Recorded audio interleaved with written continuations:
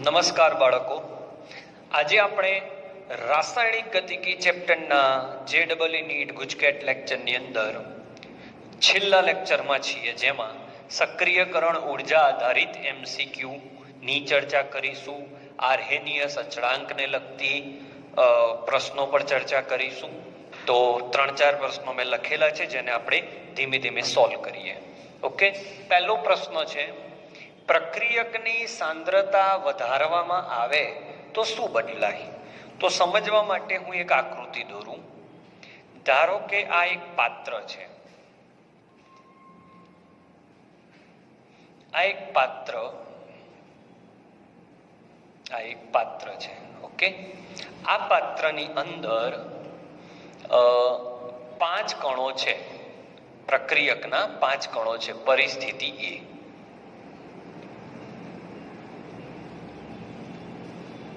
હવે આ પાત્ર બી છે,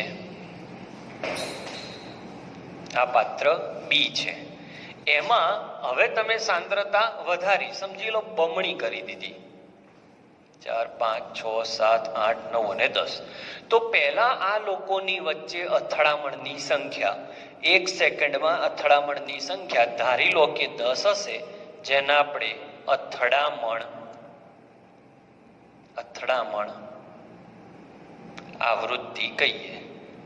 જો આ પાત્રની અંદર અથડાતા કણોની સંખ્યા 5 છે અને એ લોકો 1 સેકન્ડમાં 10 વાર અથડાય છે, તો આ પાત્રની અંદર કણો 10 છે, 5 ને 5 10.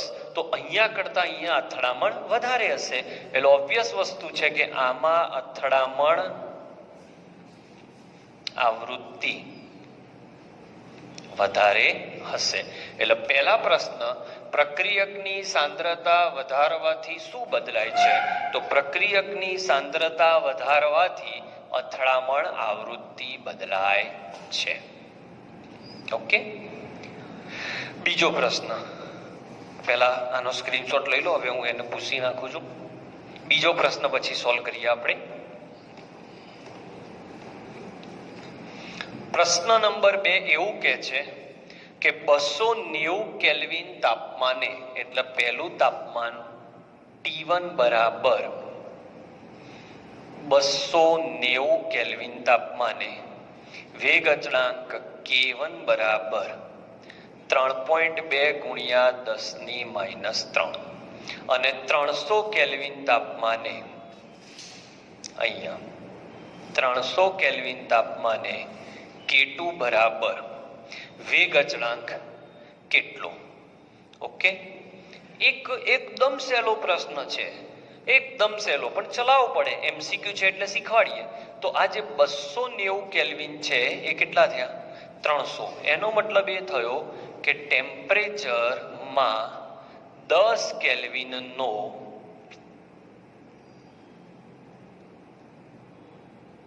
વધારો થયો. ટેમ્પરેચરમાં 10 કેલ્વિનનો વધારો થયો. તો 290 ના 300 કેલ્વિન થયા, ત્યારે વેગ અચળાંક બમણો થઈ જાય. તમે જાણો છો 10 કેલ્વિનનો વધારો કરતા વેગ અચળાંક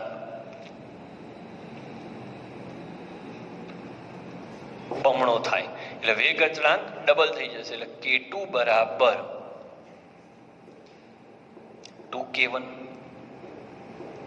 K1 ની જગ્યાએ 3.2 ગુણ્યા 10⁻³ એટલે 3 દુ 6, 2 દુ 4, 6.4 ગુણ્યા 10⁻³.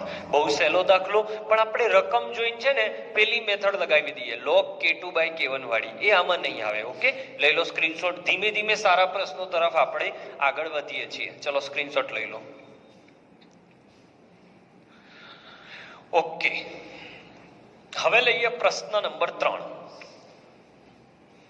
પ્રશ્ન 3 માં છીએ, પ્રક્રિયાનું તાપમાન 10 કેલ્વિનથી વધારી 100 કેલ્વિન કરવામાં આવે. પ્રક્રિયાનું તાપમાન 10 કેલ્વિનથી વધારી 100 કેલ્વિન કરવામાં આવે. એટલે તાપમાન પહેલું 10 કેલ્વિન થી વધારી 100 કેલ્વિન કરવામાં આવે તો પ્રક્રિયા વેગ ખાલી જગ્યા ઘણો થાય. તો પહેલું તાપમાન 10 છે અને બીજું તાપમાન 100 છે. તો તમે જાણો છો કે દરેક 10 કેલ્વિનનો વધારો કરીશ એમ એમ વેગ બમણો થશે. તો ટોટલ ડેલ્ટા ટી કેટલો છે એ ચેક કરી લઈએ પહેલા. તો T2 માઇનસ T1, તો 100 માઇનસ 10, તો જવાબ આવશે 90. હવે આ ડેલ્ટા ટી થઈ ગયો. હવે મેં તમને એક સૂત્ર આપ્યું છે કે V2 બરાબર V1 બેની ડેલ્ટા ટી બાય 10, બેની ડેલ્ટા ટી બાય 10. ઓકે, જોઈ લેજો ચોપડામાં છે સૂત્ર. ડેલ્ટા ટી કેટલો આવ્યો બાળકો? 90. તો 90 ભાગ્યા 10 V1. જો 10 કેલ્વિન થી 100 કેલ્વિન થયો એટલે તાપમાનમાં 90 કેલ્વિનનો વધારો થયો. ઓકે, 90 ભાગ્યા 10 એટલે 2/9. ઓકે, આ રીતે થઈ જાય. તો 2/9 તમારે કરી દેવાની, લગભગ 512 આવશે. તો આ પણ બહુ સહેલો, દરેક રીત તમારે કવર થઈ જાય એ રીતના MCQ લઉં છું. સહેલાથી લઈ ધીમે ધીમે દાખલાઓ તરફ આગળ વધી રહ્યો છું. ચલો સ્ક્રીનશોટ લઈ લો આનો પણ. ઓકે, સારું. ચલો હવે ચોથો પ્રશ્ન લઈએ. ચલો ચોથો પ્રશ્ન, આન્સર નંબર 4. 300 કેલ્વિન તાપમાને પ્રક્રિયાનો વેગ અચળાંક, એટલે પહેલું તાપમાન T1 બરાબર 300 કેલ્વિન તાપમાને પ્રક્રિયાનો વેગ અચળાંક K1 બરાબર 0.0231 મિનિટ ઇનવર્સ. 320 કેલ્વિન તાપમાને એટલે T2 બરાબર 320 કેલ્વિન તાપમાને K2 બરાબર 0.0693 મિનિટ ઇનવર્સ. તો સક્રિયકરણ ઉર્જા ગણો, સક્રિયકરણ ઉર્જા ગણવાની છે. તો સક્રિયકરણ ઉર્જા માટે સૂત્ર લાગશે log K2 by K1 EA upon 2.303 R. આ તો સૂત્ર બહુ પ્રખ્યાત છે, આમાં તો શું વાર લાગે. 1 upon T1 minus 1 upon T2. કિંમત મૂકી દઈએ તો log K2 ની જગ્યાએ 0.0693 ડિવાઈડ બાય 0.0231 બરાબર EA શોધવાના 2.303 R. R ની જગ્યાએ કેટલા લઈશું? જૂલમાં જવાબ લેવો હોય તો 8.314. 1 upon T1 ની જગ્યાએ 300 માઇનસ 1 upon 320. આ ઉડી જશે 3 ના ઘડિયાથી ઉડી જશે. log 3 થશે 0.4771.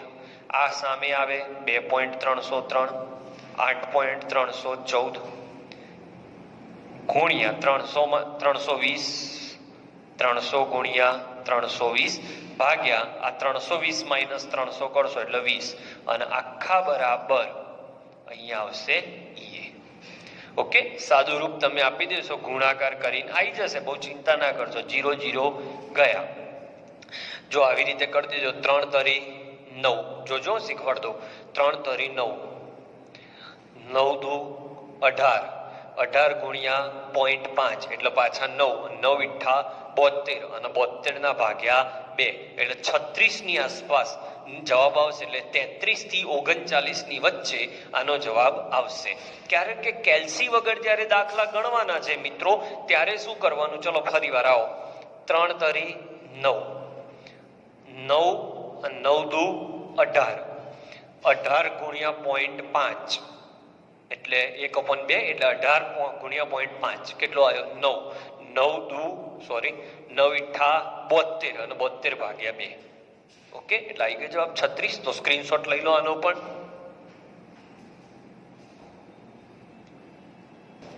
ચલો બાળકો, આગળ થોડાક MCQ શીખીએ, પ્રશ્ન સમજીએ.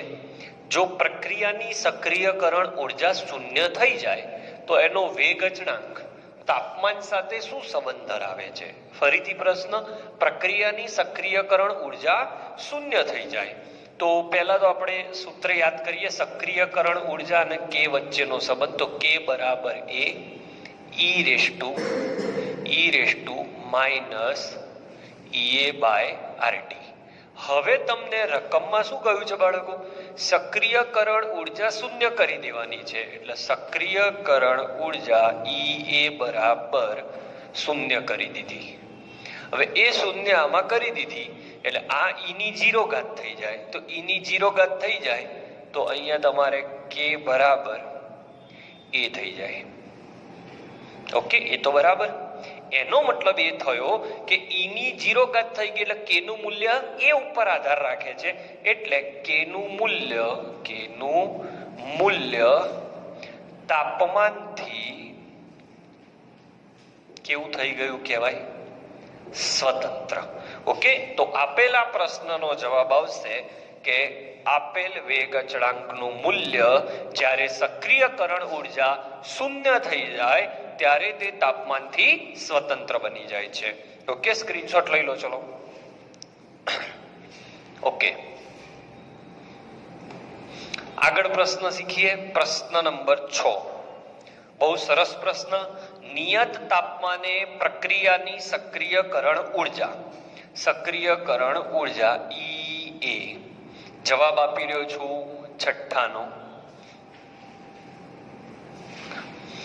ફરીથી, નિયત તાપમાને પ્રક્રિયાની સક્રિયકરણ ઉર્જા ઈ એ બરાબર 2.303 આરટી છે.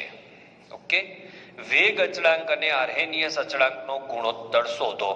વેગ અચળાંક અને આર્હેનિયસ અચળાંકનો ગુણોત્તર શોધો. તો ફરીથી સૂત્ર કયું આવશે? કે બરાબર, જોઈ લઈએ ફરીવાર, કે બરાબર A e raise to minus E A by RT. Okay, હવે કે બાય એ શોધવાનો છે તો કે ના છેદમાં એ લઈ લઉં. તો કે છેદમાં એ બરાબર e raise to minus E A by RT. બંને તરફ ln લઈ લો. ln કે બાય એ બરાબર ln e raise to minus E A by RT.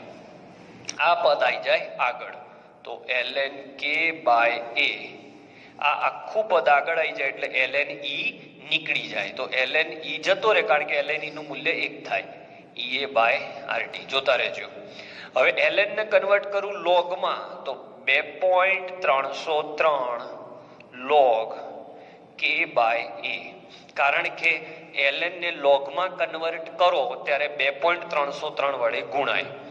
Minus, હવે ઈએ ની જગ્યાએ કેટલા? તો ઈએ ની જગ્યાએ તમને મૂલ્ય આપ્યું છે 2.303 આરટી. અહીંયા છેદમાં આરટી. ઓકે, તો આરટી ગયા 2.3 ગયા તો log કે બાય એ બરાબર શું આવશે? -1.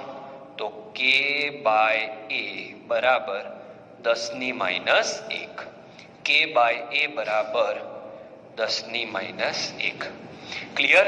તો આન્સર નંબર 6 ફરીવાર ઈએ નું મૂલ્ય આપ્યું હતું અને કે બાય એ નો ગુણોત્તર શોધવાનો. તો કે અને એ વચ્ચેનો સંબંધ લખી દીધો, એ જ હશે છેદમાં આ પદ આવ્યું. હવે ઘાત આગળ ઉતારવી હોય અને ઈ હોય તો ln લેવો પડે. બંને તરફ ln લેતા આ આગળ ઉતરી જાય, ln ઈ 1 થઈ જાય. ln કે બાય એ, ln ને લોગમાં કન્વર્ટ કર્યા, ઈએ ની જગ્યાએ કિંમત મૂકી. લઈ લો સ્ક્રીનશોટ. ચલો, લેવાઈ ગયો સ્ક્રીનશોટ? ઓકે. હવે પ્રશ્ન નંબર 7. પ્રશ્ન નંબર 7 એવું કહે છે કે પ્રક્રિયાનો ઈએ, એટલે આન્સર નંબર 7, પ્રક્રિયાનો ઈએ સક્રિયકરણ ઉર્જા ઈએ બરાબર 9 કિલો કેલરી 9 કિલો કેલરી પ્રતિ મોલ છે. હવે કિલો કેલરી છે એટલે 10³ છે. ઓકે, એટલે અહીંયા થશે 9000 કેલરી પ્રતિ મોલ. ધ્યાનમાં રાખીશું. પ્રક્રિયાનું તાપમાન 298 થી 300 કર્યું એટલે T1 બરાબર 298 થી 300 કેલ્વિન કર્યું. ત્યારે વેગ અચળાંક કેટલા ગણો વધશે? તો સૂત્ર લાગશે log K2 by K1 બરાબર EA upon 2.303 R 1 upon T1 minus 1 upon T2. હવે આવા દાખલાઓ હોય બાળકો, એની અંદર તમને કૌંસમાં એન્ટીલોગ કે લોગ આપેલો હોવો જોઈએ, નહીં તો આનો જવાબ ના આવે. ઓકે, એટલે હું અત્યારે ખાલી પ્રેક્ટિસ માટે આ MCQ ચલાવું છું, પણ જ્યારે તમને પ્રશ્ન આપ્યો હશે ત્યારે કૌંસમાં એની માહિતી આપી હશે. તો EA K2 by K1 તો શોધવાનો છે. આ લોગ આખો આ બાજુ જતો રહે તો એન્ટીલોગ થઈ જાય. હવે કિંમત મૂકો. EA ની જગ્યાએ 9000, અહીંયા 2.303. હવે જો આ કેલરીમાં છે, EA નું મૂલ્ય કેલરીમાં છે, તો R નું મૂલ્ય કેલરીમાં 2 લેવાય. 1 upon T1, T1 ની જગ્યાએ 298 છે અને T2 ની જગ્યાએ 300 છે. ઓકે, સાદું રૂપ આપી દેશો એટલે આનો જવાબ આવી જશે. ઓકે, તો આ રીતે પણ દાખલો ગણી શકાય. એન્ટીલોગ તમારે જોઈ લેવાનું. સ્ક્રીનશોટ લઈ લો. ચલો, એટલે આટલા પ્રશ્નો છે. હજી એક સરસ પ્રશ્ન ચલાવું એટલે આપણો રાસાયણિક ગતિકી ચેપ્ટર પૂરું થઈ જાય.